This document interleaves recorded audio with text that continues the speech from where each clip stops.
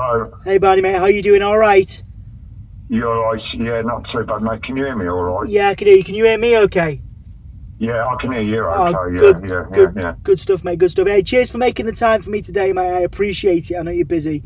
No problem, mate. No problem. Thanks, man. How's it been going? All right. How you been? I'm assuming just manic.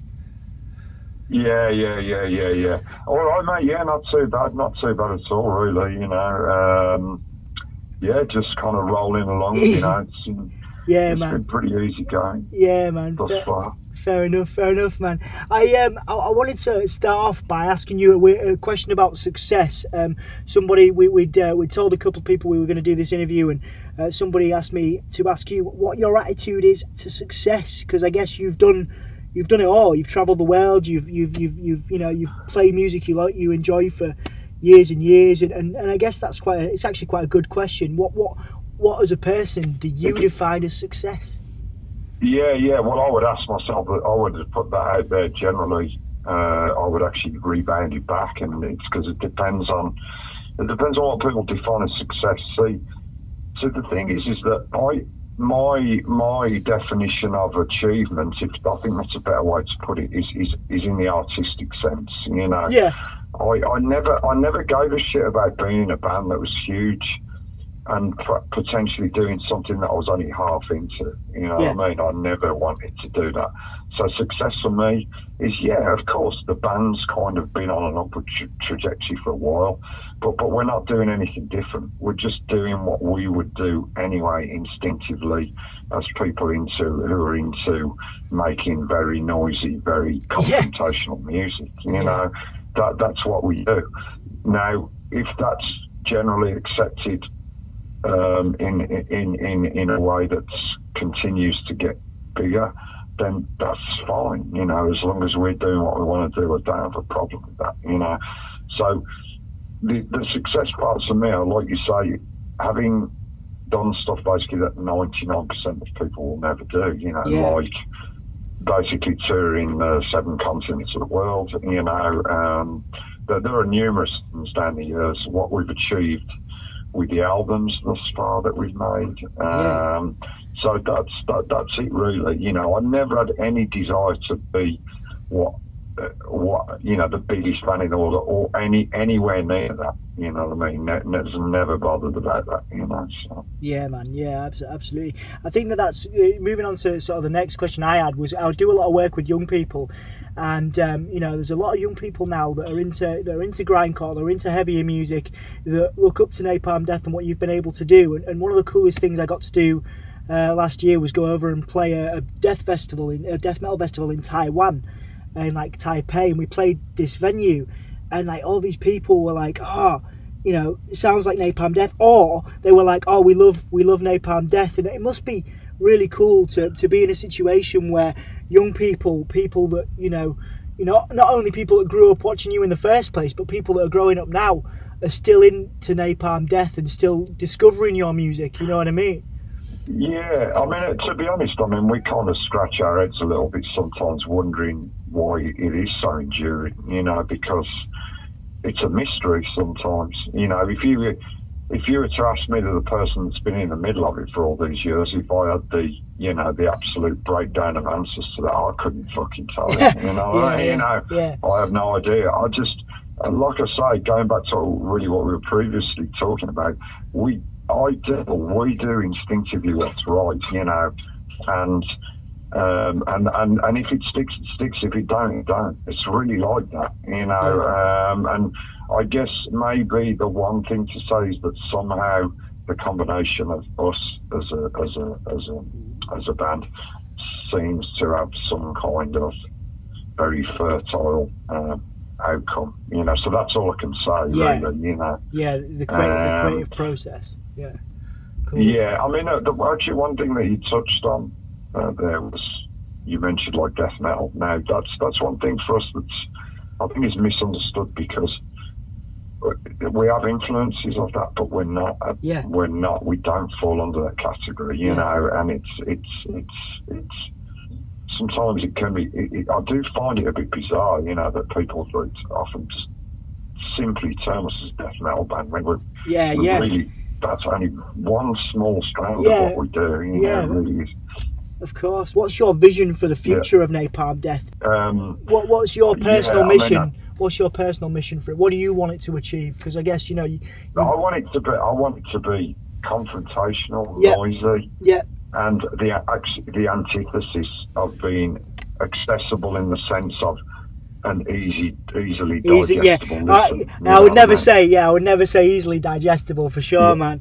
That's cool. That's cool, man. Obviously, it is. It's kind of the definition of confrontational. People have been saying that for you for years, which is amazing. What kind of advice would you give to young bands that draw inspiration from you? Whether it's a death metal band, whether it's a grindcore band, whether it's a fucking alternative rock band, whoever, because obviously a lot of different people from different genres do listen to Napalm Death. So what advice would you give to emerging artists? Yeah, what would your advice be?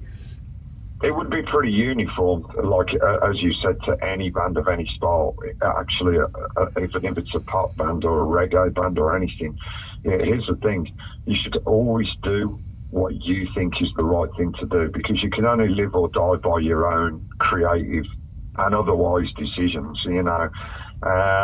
There are still people out there that will promise you the world and would try and convince you that you're doing things wrong. Yeah. And that's not to say that you shouldn't take feedback and advice from people, because different voices help to understand what you're doing. They can actually reinforce what you're doing. But if you listen to those voices and you still decide what you're doing is right, then do it, because you can only live and die by that decision. If you don't do in the end what you really think is the right thing to do, you'll regret it somewhere down the line. Yeah, absolutely. And I'll say that because there's decisions that we've made since when we've been in Napalm Death. I mean, in the early days of when I was in the band, that I just don't think that I would have made completely different decisions. Looking back with hindsight, so. Yeah, do what you think is the right thing to do. Don't be pressurised by people, who don't have your best interests at heart. As a human being, forget as a musician, as a human being. Absolutely, man. And I wanted to talk to you a bit more about yourself as well, because obviously, you do tour all the time. You're constantly grafting. But what is it that motivates you outside of music at the minute? Because obviously people talk about inspirations outside of music all the time, whether it's movies or films or books or family members. Like, what is it that drives you? Because a lot of the time I get into conversations with young people and people about, sometimes they have difficulty getting out of bed in the morning, sometimes they really struggle, and they might look to Napalm Death's music for inspiration, but they also need other stuff. So I wanted to ask you, outside of music, what is it that inspires you? What is it that motivates you when you're not on tour, when you're not grafting, and when you're not out there, when you're not out there with Napalm Death? Yeah, if you look at if you want to take the kind of lyrical spread of Napalm Death, it's basically a day in the life of, times every day for the rest of your life. That's where the visions come from. That's where the ideas come from, because obviously as a band, we try to put ideas on the table that hopefully ultimately would lead to a more equal world, a more peaceful world, where everybody lives with dignity, so people don't have to worry where the fucking next meal's coming from. So they don't have to worry about being evicted from where they live, So they don't have all the sort of challenges that you're talking about, So that's what drives me really in Napalm Death. Yeah. And I know that might be a very simple thing to say, and some might think a little bit trite maybe, but that's literally what it is. That's what. It's nothing more, nothing less. Yeah. I'm not driven. I'm an ideas person. In terms of the way what I do in my band. I'm always driven by ideas. There are material things tend not to motivate me. You could ask, what do I like personally outside Napalm that drives me, spurs me on? Well, books. Yeah. Film, I don't know, whatever, it's the very simple thing. I'm quite a very simple living person, really. Yeah. How would you say you've changed and developed as a person through the music that you've made? Obviously, you're making music that inspires you, that inspires the rest of the band. You are getting the opportunity to travel the world and live what I guess is, the dream of a lot of people. But, how would you say you have changed and developed from the very start, from the very beginning? And what would you say how have you developed as a person? As a person, well, I think, the thing with that is, I think as a person or in a band, you're always going to develop, you know. Obviously, my development arguably has been hastened by the fact that I've bounced from continent to continent. So I've got an appreciation of people, because sometimes prejudice can be born through ignorance. And when I say that, I don't mean to belittle people. I mean to say that if you don't see the wider world, you're not necessarily going to know what's out there. You know what I mean? So my whole life experience obviously has been based around that since I was 19 years old. So it's given me an appreciation, of life and other people's lives in general. So that's made me develop as a person. Yeah, and for sure, if I hadn't done this band thing, I would have developed in certain ways. I like to think that I've always had a wider view of the world. I try not to look through blinkers at things, try to have a very wide view. So I think I would have been, anyway, not open to prejudice or, hating other people for no fucking discernible reason whatsoever, It's just not my way. But I think that's been hastened by the fact that I have been bounced from continent to continent. Man. And that's I would suggest that's a positive thing all round. Yeah, absolutely, man, absolutely. And a couple more questions before we talk. I'm just going to ask you about the new material in a bit, but another question I was asked to ask you was, it's a bit similar to the success question, and not always, the two aren't always exclusive, but I asked you about how you define success as a person, but how do you define happiness? Like what, because obviously, people look at you and they look at Napalm Death and they think, fucking hell, the successful band making niche music that's confrontational, that's powerful, that's inspired people, that's fucking scared people all over the world, whatever, that's empowered a lot of people.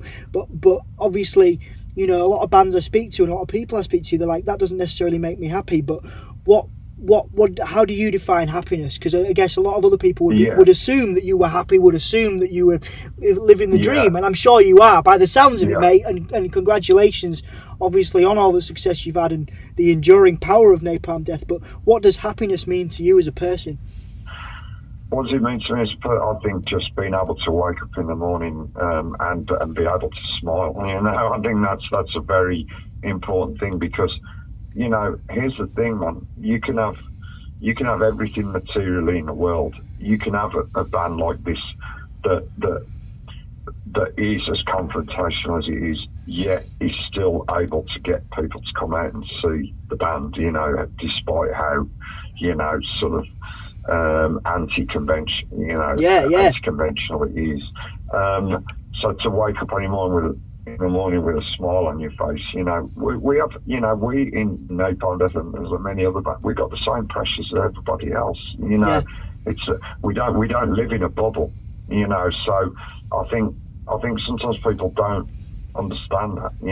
We don't live in a bubble. We still have the same concerns and such like as everybody else out there, So, and don't forget, like, being in a band is like a huge psychological experiment in some ways. You're living with the same people with different ways of living their lives, in various metal tubes for months on end. I mean, think about that. It's like, man.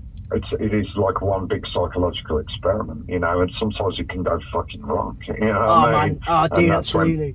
And that's when people aren't so happy, So we, like I say, we don't live in a bubble. We have the same concerns as everybody else. I haven't my times when I'm not so happy, but I think generally, certainly, I don't plan on dying anytime soon.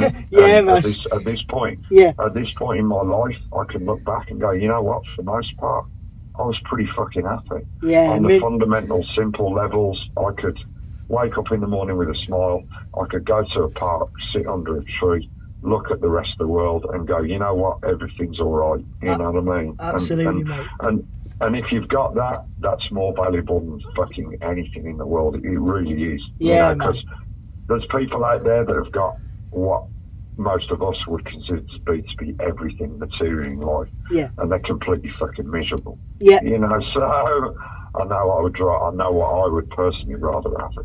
Absolutely, mate. Absolutely. That's really cool, man. And I'm just going to ask you because obviously, we touched a little bit on there, but I'm going to squeeze this question about challenges in because, sure. like you say, you've got this new material out. You've got Logic Ravaged by Brute Force. People are digging it. You've obviously got these albums that people love. That people have grown up on, like Utilitarian, Smear Campaign, whatever. People have loved these records. I mean, it's something I got into when I formed a band, you know what I mean? And I discovered you guys, and then people were telling me to go back and listen to stuff, and it's amazing that you've got that enduring kind of love from people. But I wanted to ask you about the challenges you face now, because again, the perception is, and I've got mates that grew up on you guys and like, oh fucking, and I love Napalm Death and it's amazing, and they must be living the high life, and obviously you're living a good life. You're able to make a living, you're able to write material, record material, and tour around the world. But what would you say the biggest challenges are for you now as a band?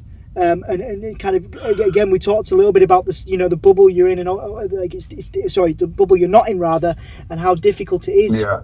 People don't understand. People don't necessarily understand because they're not in Napalm Death. They're not living with you, and they're not seeing it. So, what would you say the biggest challenges are that you have to face now? Well, see, here's the thing. I don't know what. Obviously, everybody's going to have their own sort of visualization of what Napalm Death is, but certainly, the high life is far from the fucking truth. You know what I mean? You got to remember, this is like playing in bands like this. Okay, we've been around for 30-something years, and we've managed to fucking wait it out. Yeah. I mean, you got to remember there were years when I was and other guys in the band were literally living on peanut butter on fucking bread. You know what I mean? And that's how we were living. So it's not the high life that people think it is. It's sure, we can pay the mortgage, pay the rent or whatever, and other things, but it's not as people perceive it to be. So therefore we have the same concerns as everybody else. It's fucking insecure doing what we do. Okay, we've built up a certain thing just through how we are and how we go about things and all the rest of it. But it could all be gone tomorrow, realistically. That's the way it goes, with this stuff. So there have been times when it almost did end overnight. You know what I mean? I won't go into the details, but trust me, that's how I can imagine. So we've just kept it going. I can't give you a magic formula because it doesn't exist. It's just that it's quite simply that we still have the enthusiasm to make the albums that we do. We still have the spirit to play the gigs that we do, because we understand that people coming through the front door of gigs don't have to spend their fucking money coming to see us. They can go and do something else instead. Yeah. So what they should be giving is 100%, Yeah. So if we can't do that, and if when it comes to album time, we are running out of ideas, or we just can't be bothered, then you know what, we should stop anyway. Yeah. Because what's the point in doing something 50%? There isn't one. Yeah, absolutely. So there you go. Absolutely, man. Absolutely. I'm just gonna squeeze one more in, because, like I say, I think there's some good stuff here. Again, I was asked for this one, but what would you like? It's a bit of a cliche one, but I think you could come up with a good answer based on the stuff we've been talking about. What would you like your legacy to be? And when I say that, I mean both yourself, but also Napalm Death. How in terms of the legacy, and it is a bit of a cheesy term, it's a bit of a cliche term, but how given what would you like your legacy to be and Napalm Death legacy to be? Well, there's two ways to look at it, but really, I mean, first of all, I would hope that Napalm Death is seen as a band that didn't fucking sell itself down the river, that always did what it wanted to do. Given some of the mistakes that we made along the line, some of the bumps in the road, we've always tried to do the right things, to make things right for everybody, including the people that come and see us and buy T-shirts and whatever, So there's that, and that we were always a band that didn't compromise, musically and stuff. Yeah, I would hope that we get that on a personal level, and I'm going to be really blunt about this. I don't give a shit, you know what I mean? Yeah. I honestly, and when I say that, what I mean by that is I don't demand respect, you know, for the next however many 10, 20, 30 years. Yeah. I'll remember that singer, remember that band. That stuff doesn't matter to me. You know what I mean? I don't have a need to be known, you know, to be put on a pedestal. I've never cared about that stuff. Yeah, you know? man. So there you go. I mean, it's nice that people say nice things about the band or about me or you know, individual members at points, but I don't demand and I don't desire some kind of, you know, a hero worship. It's not my thing, you know. I just don't care anymore. So. No, I know what you mean, man. That's good. I mean, like I say, it's an amazing thing to hear your thoughts on it, and I appreciate you being so honest. Because, like I say, most of a lot of our audience is like you go right from like 16 to 40. So you've got 40-year-olds now that grew up with it and have been around it, and they're like synonymous with extreme music. And then I've got 16-year-olds that are like, you know, they're like fucking Napalm Death, you know, and they're like, you know, because you're still touring, people are still getting the opportunity. So to be able to sit with you and chat today, man, I really, really appreciate your time, mate. Thank you so much. All good, mate. Cheers, man. No, mate. You know, I'm always going to answer stuff honestly. Otherwise, what's the point? Yeah, what's the fucking point, man? But no, honestly, thank you. Thank you. I'm really, really excited by this. Thank you so much for your time, mate. Yeah, no problem, mate. Have a good set of shows. All right, man. Take care of yourself. All right, man. Take it easy. Thank you, mate. All right, mate. Bye, mate. Bye. Bye-bye.